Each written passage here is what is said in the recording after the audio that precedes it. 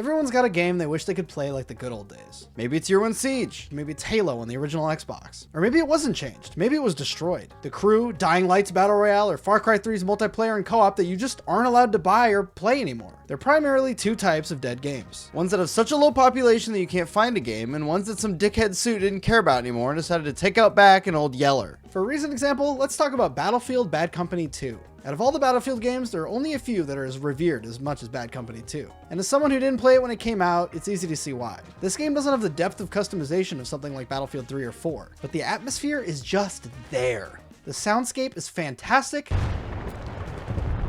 the fighting is chaotic, and the roles are impactful and identifiable. There's an APC, engineer, blow him up. I'm down, medic, get me up. And I know it's simple stuff, but the bolt action just hits in this game, bro.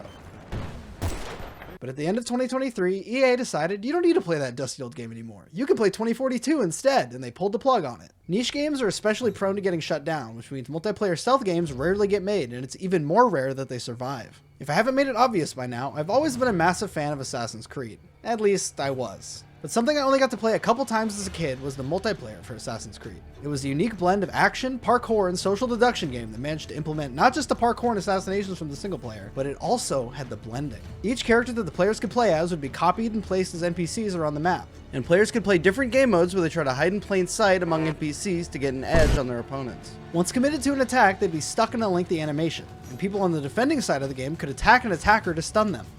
Come here! What?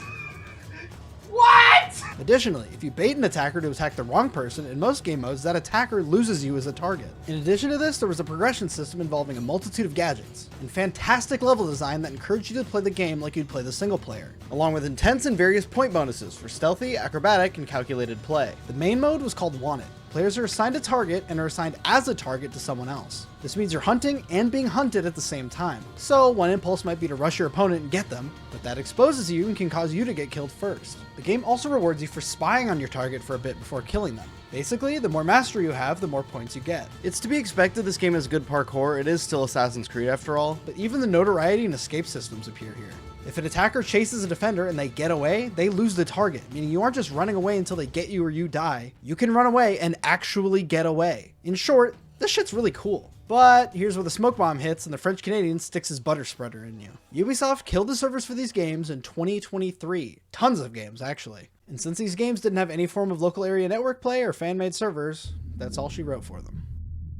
Among stealth game players, no game stands among the rest like Splinter Cell Chaos Theory. The level design and stealth gameplay are simply unmatched, along with a vibe from its lighting that no other game is quite like, topped off by an amazing and quite frankly odd soundtrack by Amon Tobin. It's so damn good that when Ubisoft were trying to milk Splinter Cell 12 years later, they didn't take from the original game's soundtrack or Conviction or Blacklist. They took from Chaos Theory because this is as good as it gets. And while Xbox Live was in its infancy, the world was introduced to Spies vs. Mercs. Pandora Tomorrow introduced it, and many players would say Chaos Theory perfected it. One team of two plays as the Spies, a speed-boosted version of the main game Sam Fisher, with different faster gadgets, sped-up movement, and unique ways to get around. While the other team plays the stealth game Guards in multiple meanings of the word. One, in that they control a first-person character with a tight FOV that makes it difficult to see their opponents, with the flip side being their complete outgunning of their spy opponents. Many games are played in pursuit of a specific moment. In Counter-Strike, it's the late-game clutch to save the match. In Battlefield, it's the world collapsing around you or a gorgeous headshot from across the map. And for me,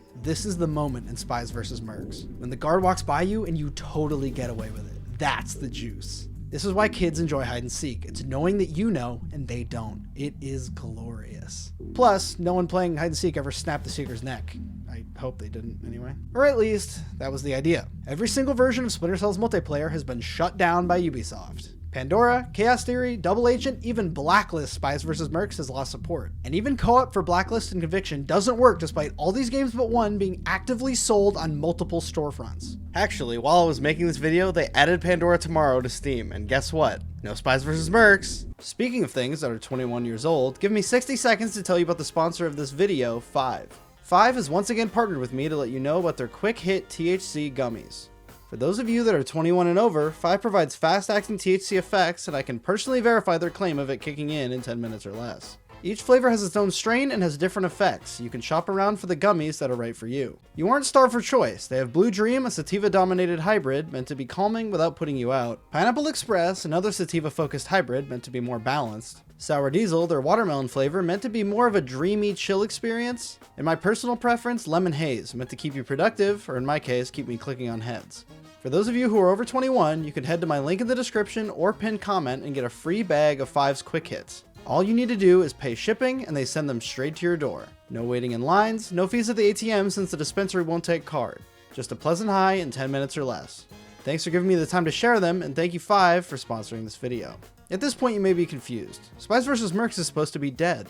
But wait, how did you record all this HD footage? The Crew is a fairly famous example of games being stolen from players after they bought them due to an ongoing lawsuit from players who had the game taken from them. Instead of just shutting down the multiplayer services, the Crew was instead completely shut down despite having an entire single player campaign with a named and voiced protagonist and everything. $60 on a game, $25 on a season pass doesn't mean you own anything. You're paying to borrow pixels, stupid. You're gonna die someday anyway, who cares? Even games without multiplayer aren't safe from the server of Damocles. The modern Hitman trilogy is a great set of games, but they're self-published by a confusing and occasionally slimy management team. Obscenely difficult to parse store pages are matched with great free content, are matched with broken VR releases, are matched with the most replayable stealth mode ever, is matched with a paid re-release of a slightly less broken VR mode, is followed up with a mostly fixed VR version 4.5 years after its initial release. All that said, the track record for consumer-friendly decisions at IOI isn't very good. And guess what? Even 9 years after the first of the 3 newest games, all of them require an active internet connection in order to make progress. At least now you can use the stuff you've already unlocked, compared to launch, but you're still missing tons of content and you're spinning your wheels since your saves are separated. And again,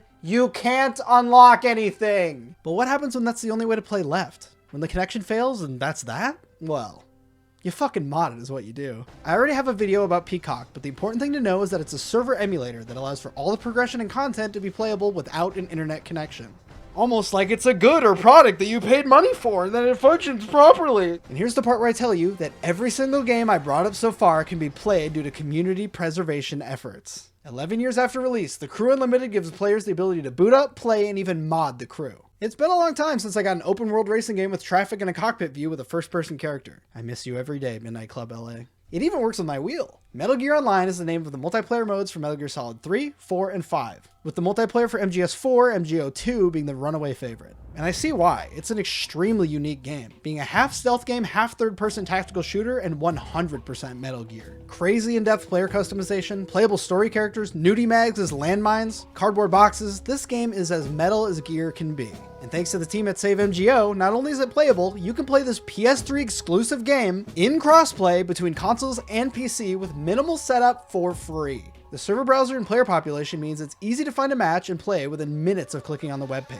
Out of all the multiplayer projects here, this one is the easiest to get running and in-game. Once you get in though, that's another question. Unfortunately, when a game has this much depth, that means the good players get really good, and that means that some of them are massive fucking losers about it. My first day of games was totally chill, don't get me wrong. I got smacked around, but that's to be expected with any game with a learning curve. The second day though, I joined a server of Team Sneaking Mission. I snuck around the big fight going on and grabbed the objective. Then I was immediately vote kicked. Maybe there's an unofficial rule, maybe you're not supposed to grab it. This game has text chat. I could have been warned, but no, insta-kicked. No worries, I joined another server. Guess my level's too low. Insta-kicked. I understand wanting a specific experience, but when you have like 40 people on the entire planet playing your game, you probably shouldn't do everything in your power to get rid of them. Literally, okay, 3 of these servers are locked. The top 2 after that are Japanese only. This one just kicked me for not being high enough level.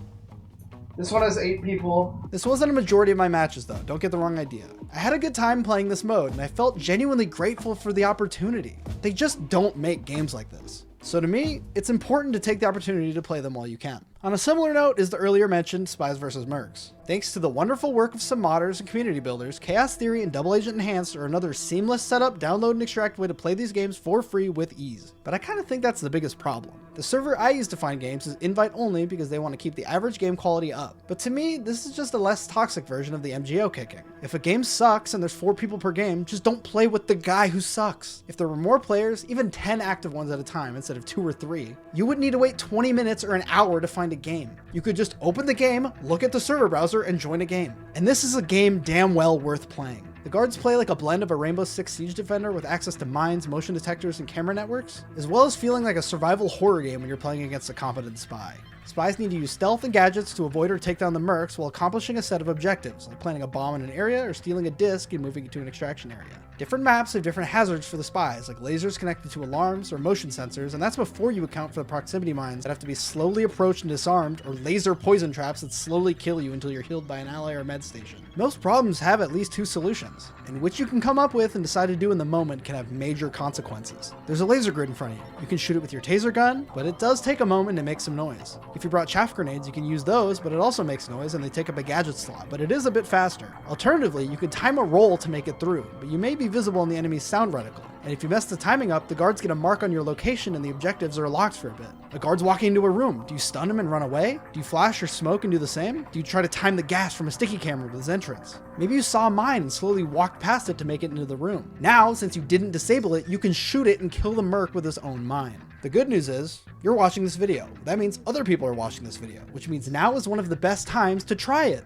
You don't necessarily need a Discord. And if you can't find a way into an LFG Discord, my Discord has a channel for it. This isn't a self-promotion thing. I don't really want a community leader role. I just want people to be able to play these games. And Chaos Theory is right on the edge of being as accessible and shareable as MGO. If you don't find a community, just try joining a lobby. Maybe you can make one. The good news is, for Double Agent, a community meant for it already exists. My introduction to playing these games was a community leader and developer on the Spies vs. Mercs clone called Guards vs. Intruders. And I don't say that with any insult, since before the enhanced mods, me and some friends played a lot of Guards vs. Intruders, and it had those moments that make this game magic. Narrow dodges in events, perfectly lobbed nades, teamwork to snap necks, down to the wire buzzer-beating file retrievals. It's good shit, and playing the AAA version, it's still good shit. Double Agent Enhanced makes some important balance changes, removing the heartbeat sensor and some other stuff. DA is a lot faster than CT, and its character interactions are a lot more streamlined, but it relies on map knowledge even harder than its predecessor. For an informative and entertaining video on it, check out this one by Paragon Mitchell. I think he's a bit harsh on the streamlining, but it gets the ideas across. On the Discord, there's a learning channel with guides on a few maps already made,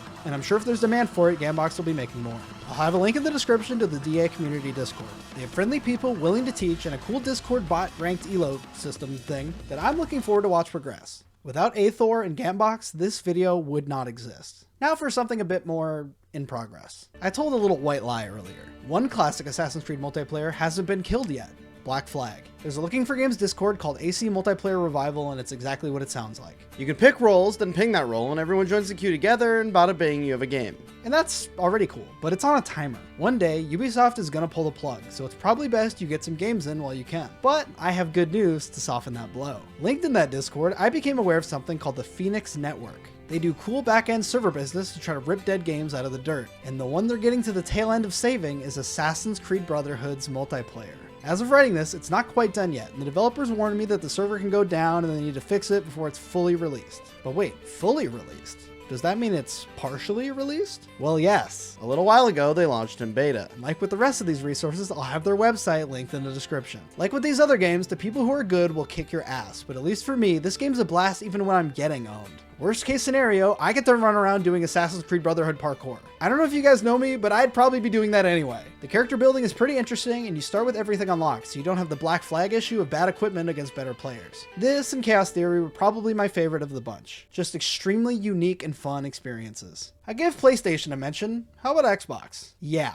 that Xbox. Insignia is a preservation effort for the original Xbox Live. I recommend this video by Casey if you want a deep dive, but essentially this allows for online play between original Xbox hardware and emulators, including the renowned and beloved Halo 2. Here's the bad news. Players are kind of scarce. An important feature is their website, allowing for you to check how many people are playing games. This also means you could snipe your way into a game if you notice people playing it out of nowhere. And this is old school console gaming, so you can queue in split screen for some of these games. On a Wednesday, it took me about a half hour to find a game. But here's the good news. Lots of games have weekly LFG events where finding a game is not a problem. The next day, during their weekly Thursday event, Halo 2 had almost 100 players when I checked. Last time I mentioned Guard vs. Intruders offhand on this channel, some people showed up in their Discord looking to play it. I'm really hoping I can do that here with a more coherent message. It can be a little awkward to get into LFG Discords. Some have bots, some aren't populated, and some have weirdos on them. But the longer you wait, the harder these games are going to get to play. And it's not likely you'll always have a chance to play them. And like I said, if you're watching this video, that is a good opportunity. Everyone getting to this part of the video is hearing what I'm saying right now. So try these games. They might become a new favorite and you'll be one of the regulars showing up day after day.